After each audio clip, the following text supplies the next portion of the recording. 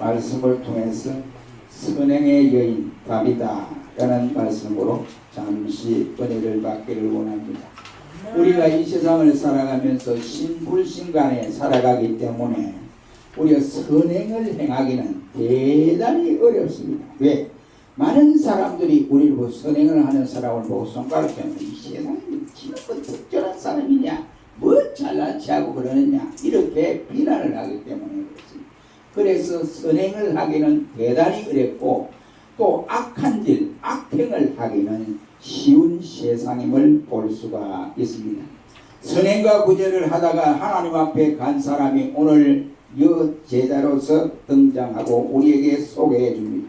초대교회에서 정성을 다들여서 하나님을 사랑하는 표로 가난한 자를 위해서 힘써 선행을 했던 다비다, 들어가라고 말을 할 수 있습니다. 여기 다비다란 말은 아람 말로 사슴이라는 뜻을 가지고 있고 헬라 말로는 들어가라는 이름의 내용입니다.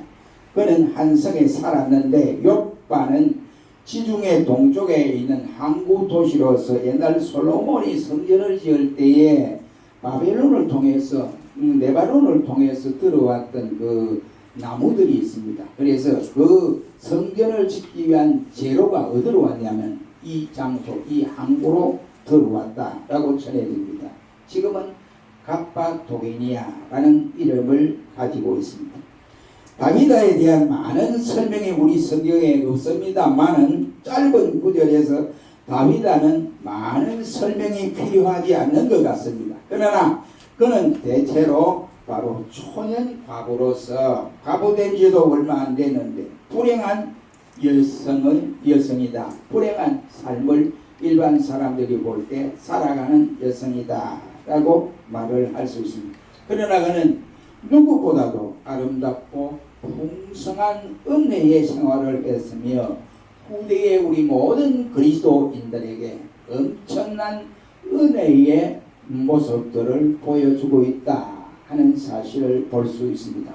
우리가 얼마나 이 세상 살기가 어렵습니다. 더구나 이 코로나 문제로 말로도 할 수 없죠. 우리가 피부로 느끼는 것은 이루 말할 수 없습니다. 자영업자나 아니면 회사를 운영하는 사람이나 모두가 다 그렇습니다.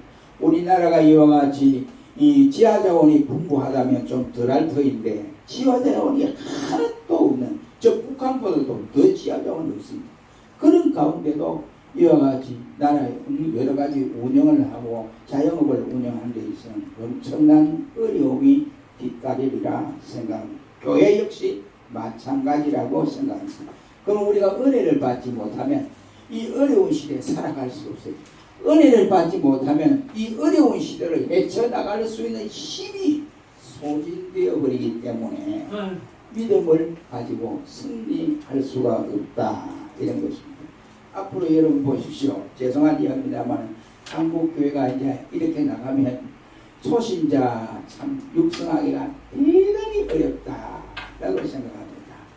모일 수가 없어요. 모일 수가 성경 공부를 할 수 없고 이와 같이 구역 예배를 드릴 수 없고 이런 상황에 접어들었습니다. 그 초신자를 양육을 하고 어떻게 해서 성장시켜서 일꾼으로 만들어야 되는데 이제 초신자 아예 안 나옵니다. 초신자는 나올 수도 없어요. 그러니까 겁이나서 못 나오는 거예요. 이런 상황이지. 그러니 이러한 시대에 우리가 살아가려고 하니 은혜를 받지 못하면 살아갈 수 없다. 그래서 오늘 본문을 통해서 우리는 여제자, 선행을 행했던 여제자 다비다에 대해서 잠시 은혜를 상고하기를 원합니다. 여기 다비다는 36절 말씀에 여제자다라고 말씀을 하고 있습니다. 여제자는 성경에서 널리 많이 이와 같이 여제자라는 사람들이 등장하지를 않고 있습니다. 그리고 여제자라고 하는 이 단어 가운데는 얼마나 귀한 이름이요 명칭인지 알 수가 없습니다. 그 명칭 가운데에 오늘 본문에 나타난 이 다비다가 여제자로 불리워지고 있다라고 말을 하고 있습니다. 어떻게 믿게 되었는지 그가 예수님을 어떻게 알게 되었는지는 알 수가 없습니다. 그러나 그가 예수님을 사랑하는 이 모든 일들은 이루 말할 수 없이 뜨겁게 그렇게 예수님을 사랑했고 또 예수님의 분부대로 그는 어떠하든지 그 말씀대로 꼭 지키고 살아가야겠다라고 이와 같이 살아간 사람임은 분명한 것입니다. 그가 교회에 참석을 했다거나 아니면 교회 행사에 잘 참석했다고 해서 여제자가 되었다 이렇게 보지는 않습니다. 확실히 예수님의 제자로 사는 흔적을 뚜렷이 나타내기 때문에 여제자라고 하는 이러한 칭호를 받게 되었다라고 할 수 있습니다. 제자라고 하는 것이 아무나 길 가는 사람이나 예수 믿는다고 해서 제자가 그런 건 아니지 않습니까? 예수님 당시에 예수님의 제자의 기준이 누가복음 14장 26절 말씀에 분명하게 말씀을 해주고 있습니다. 물은 내게 오는 자와 또 자기 부모와 처자와 친척과 아니면 자매와 형제 자기 목숨까지도 미워하지 아니하면 너희 나의 제자가 되지 못하고 누구든지 자기를 부인하고 십자가를 지고 나를 쫓지 아니한 자도 내 제자가 될 수가 없다라고 말씀을 하고 있습니다. 제자의 자격은 일반적으로 말할 때 권력이 있는 사람도 아닙니다. 일반적으로 말할 때 여기에 말하는 예수님의 제자는 이와 같이 권력뿐 아니고 세상 사람들로부터 존경받는 사람도 아닙니다. 또 돈이 많다고 해서 제자가 되는 것도 아니다 이 말이요. 바로 예수 그리스도를 사랑하고 그의 교훈을 가슴에 담고 그대로 실천하는 사람이 주님의 제자가 될 수 있습니다. 주님의 뜻을 따르기 위해서는 모든 것을 이와 같이 버릴 수 있어야 제자의 자격이 된다. 뭘 버려야 되느냐? 자기 자신까지도 버려야 되고 형제 자매 이와 같이 그리고 주위에 자기 목숨까지도 버릴 줄 아는 사람이 주님의 참된 제자의 길을 갈 수 있다고 했습니다. 예수님 당시에도 많은 무리들 복음을 전하고 줄줄 따라다녔습니다. 그때 예수님을 따르겠습니다 라고 고백을 하고 제자가 되겠습니다 해놓고는 하시는 말씀이 그 사람이 하는 말이 예수님 내가 예수님 제자 꼭 되겠으니까 주님 따르겠습니다 해놓고 하는 말이 예수님 우리 아버지가 돌아가셨습니다. 내가 장례식 마치고 나서 주님 따르겠습니다 라고 했더니 예수님은 그래라 이런 말씀하지 않고 그래 네가 장례식 때문에 그러는 모양인데 그 장례식은 네 아버지 장례식은 너희 죽은 자들로 장례를 하고 너는 나를 따르라 즉시 따르라 이 제자가 해야 할 일이라고 생각합니다. 그렇다면 오늘의 이와 같이 제자의 길은 무엇이라고 여러분 생각하십니까? 주님이 말씀하신 대로 자기를 부인하고 형제 자매 그 다음에 부모를 이와 같이 버릴 수 있는 이런 사람 이것을 말씀을 합니다마는 현세 우리가 진짜 예수님을 따르는 제자가 되기 위해서는 어떻게 해야 되냐? 무엇이든지 주님 뜻대로 행하는 자가 되어져야 됩니다. 어디서든지 주님 뜻을 기준으로 하고 그 뜻을 가장 귀하게 여기고 어디서든지 주님의 뜻을 높여 드리는 자라고 할 수 있습니다. 어느 때든지 구분하지 아니하고 오직 주님 뜻대로 행하는 사람이라야 제자의 자격이 아닌가 생각합니다. 이러한 사람은 예수님의 말씀을 가슴에 담고 살아가고 그 말씀을 그대로 실천에 옮기는 이러한 사람이다 라고 할 수 있습니다. 어렵고 힘든 이와 같은 세대에 우리도 여제자 다비다처럼 주님의 참다운 제자가 되어야 된다 라고 생각합니다. 얼마나 시대가 악한 시대인지 알 수 없습니다. 정말로 말로 다 끄잡아내기 부끄러울 정도로 이와 같이 악한 시대입니다. 그거 가서 무엇 하시는 분입니까? 우리는 목사입니다. 이가기가 좀 요즘은 두렵습니다. 그러나 하도 뒤등 뜨는 분들이 많았습니다. 교회를 세우고 자기 마음대로 지르니까 그 팔아가 지 마음대로 이리 쳐버리고 저리 쳐버리고 이런 사람들이 너무 많아요.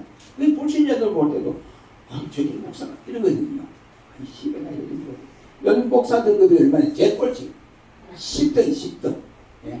옛날에는 그렇지 않았습니다. 60년대 70년대만 해도 목사님 그러면 첫 번째 근데 요즘은 10등 좀 있으면 밀려 나갈 거예요. 예? 이런 참혹한 시대에서 그러니 진정 꼭 예수님 제자다운 어려운 시대에 예수님 제자다운 제자 이런 제자가 되어야 되지 않을까. 우리 모두 다윗과 같은 심정으로 살아가시기를 바랍니다. 두 번째는 36절 말씀에 선행과 구제하는 일이 심히 많았다 라고 했습니다. 이 다윗은 선행과 구제를 일삼는 여인이었다 라는 사실을 볼 수가 있습니다. 여기 심히 많았다 이 말은 조금 뭐 하고 그런 것이 아니고 헤아릴 수 없이 많이 이와 같이 선행과 구제를 했다는 말이 되겠습니다. 우리가 구원을 받는 것을 믿음으로 받습니다. 그러나 구원을 받은 백성이 행함은 이루어지지 않으면 그 믿음 자체는 죽은 것이라고 야고보 장로는 말씀을 하고 있습니다. 그러면 모든 선행과 구제는 주의 은혜에 대한 감사요, 주를 사랑하는 표현이라고 할 수 있습니다. 다윗은 갑으로 혼자 살면서 넉넉하게 살아간 것 같지는 않습니다. 그가 재산이 많아서 여기저기 막 이렇게 구제도 하고 선행도 한 것이 아니라고 생각을 합니다.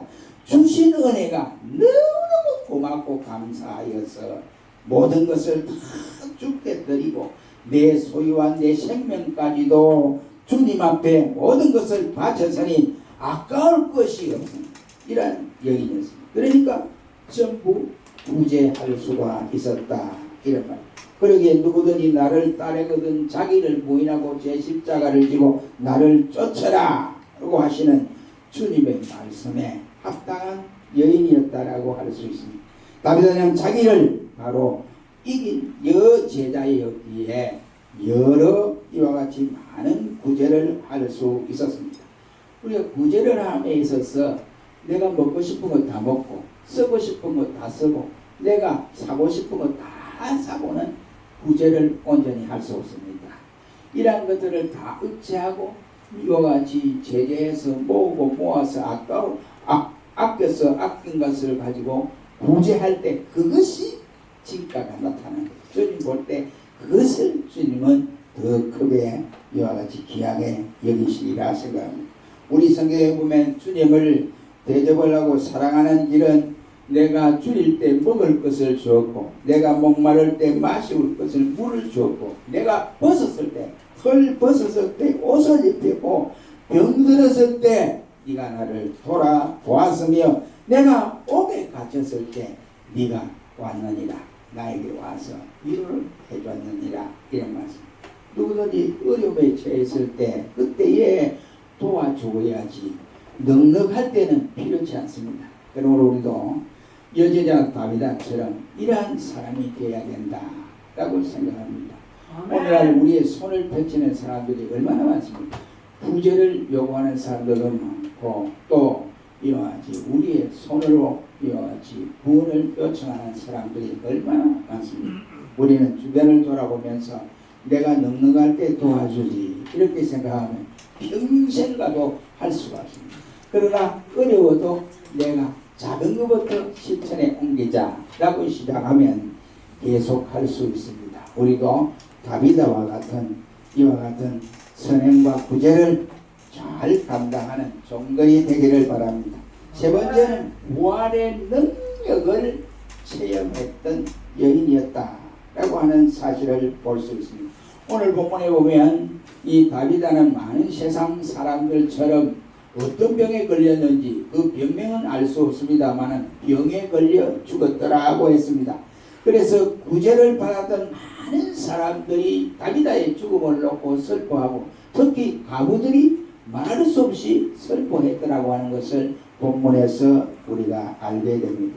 그래서 베드로의 곁에 서서 울면서 그가 살았을 때 우리 속옷을 직접 지어서 입혔습니다. 그리고 이 겉옷도 이와 같이 지어서 우리에게 주었습니다 하면서 베드로에게 보여주면서 너무 안타까우면서 슬퍼하며 눈물을 두둑두둑 흘렸던 사람들을 베드로가 보았습니다. 그때 베드로는 그 가부들을 다 밖으로 내보내고 무릎을 꿇고 하나님 앞에 기도를 합니다. 다윗아야 일어나라고 했더니 눈을 떠서 베드로를 쳐다보면서 있으면서 베드로 앞에 앉았더라고 했습니다. 놀라운 기적이 일어났더라는 말이 되겠습니다. 죽었던 다윗아가 살아났습니다. 거기서 슬퍼하던 가부들과 성도들 앞에서 이 모습을 보였으니 그 슬퍼 울던 가부들이 얼마나 기뻐했겠습니까? 예? 너무나 좋아하지 않았겠느냐 이 말이에요. 온 요파 사람들이 알고 주를 많이 믿게 되었더라고 말씀을 하고 있습니다. 참가운 제자였으므로 그녀는 죽었다가 살아나는 일로 말미암아 자기 입으로 예수를 믿자 이렇게 말을 하지 않아도 그가 죽었다가 살아남을 통해서 부활함을 통해서 많은 사람들에게 이와 같이 그렇지 우리 평소에 그러한 삶을 살았으니까 이와 같이 기도하고 베드로가 그를 살렸구나 하나님이 살려주셨구나 라고 이와 같이 찬양을 하고 많은 사람들이 예수를 믿게 되었더라고 했습니다. 죽었던 사람이 살아났다 이런 현상들은 오늘 우리 시대에도 그런 사람들이 가끔 있습니다. 제가 어릴 때 보니까요 이 사진관을 하시는 분인데 죽었습니다. 죽어졌어요. 이제 장례를 치르는 방법이 있습니다. 그런데 상해를 메고 하는데 이상한 소리가 들리는 거 안에서 관 안에서 그런 관 안에서 이상한 거. 그래서 상해를 메고 하다 상해를 중단을 시키고 관을 뚜껑을 열어봤습니다. 그래서 사람이 살아났습니다. 그런데 살아도 그 사람은 소망이 없는 사람이에요. 예. 예수를 믿어야 뭐 소망이 있지. 소망이 없는. 그래 살아난 사람. 다 같이 살아나도 소망을 가지고 살아나는 사람이 있고 소망이 없이 살아가는 이런 사람도 있습니다. 여기 다비다는 소망을 가지고 예수 부활을 믿었던 사람이에요. 그러니까 얼마나 많은 사람들에게 지금 슬픔과 괴로움에 젖어 있는 사람들이 살아난 모습을 보면서 평소에 그가 어떤 생활을 했는가 이것을 너무나 잘 알고 있기 때문에 하나님이 그를 살려서 하나님이 일을 하게 하신다. 이것을 저들이 깨닫게 되어진 것입니다. 그래서 다비다를 통해서 저들이 많은 사람들이 예수를 믿게 되었더라는 말입니다. 그는 구제와 선행으로 예수의 사랑을 직접 보여주었고 죽었다가 살아나는 일로 주님의 부활의 능력을 나타내게 되어졌습니다. 그녀는 보잘것없는 외로운 여자였습니다. 그녀는 만대 모든 성도들에게 어떻게 살아가야 하는 것이 진짜의 삶이다 하는 것을 느끼게 했으며 우리가 똑같이 살다가 주님 앞에 가야 되는 이런 사람입니다. 그런데 여기 만약 우리가 주님 앞에 가는 그 순간에 많은 사람들이 아이고 그 사람 참 잘 죽었어. 죽어도 참 죽은 것을 생각하면 꽃이다. 이런 말을 하는 사람과 또 그렇지 않고 이야 그 사람 좀 일찍 갔어. 주님 앞에 조금 더 일찍 가지 않고 이 세상에 더 있으면 더 많은 일들을 행했을 텐데 참 안타까워. 이런 사람과의 두 종류라고 할 수 있습니다. 그렇다면 우리 스스로를 한번 생각해 봅시다. 우리도 다비다처럼 주님 앞에 병으로 돌아갔더니 건강에 돌아갔는데 성도들이나 많은 주위의 사람들이 아이고 잘 죽었네. 일장치 잘 죽었어. 이런 사람과 이야 안됐다. 참말로 안타깝구만. 좀 더 살아야 될 사람인데 이런 사람과 어떤 사람의 위에 속하느냐 말입니다. 그러므로 사랑하는 성도 여러분 우리는 확실히 어려운 시대일수록 우리가 다비다와 같은 이러한 본을 비치는 성도가 되어야 되지 않겠느냐 이것입니다. 오늘의 이 시대는 많은 사람들을 보면 여유가 없어요. 여유가 없습니다. 왜 여유가 없습니까? 여유가 없다는 이 말은 남에 대해서 여유를 갖고 돌아보는 시각이 적다는 말이 되겠습니다. 그러니 자기만 생각하고 자기 말만 하는 시대에 남을 도울 수 있는 여유가 없습니다. 그렇게 되니까 선행은 하겠습니까? 선행은 할 수가 없지요. 그런 이 시대에 우리는 은혜를 받아서 다비다처럼 다비다의 본을 받아서 선행을 잘하는 우리 모두가 되어 하나님께 영광을 돌리는 우리 모두가 되시기를 주의 이름으로 축원합니다. 기도하겠습니다.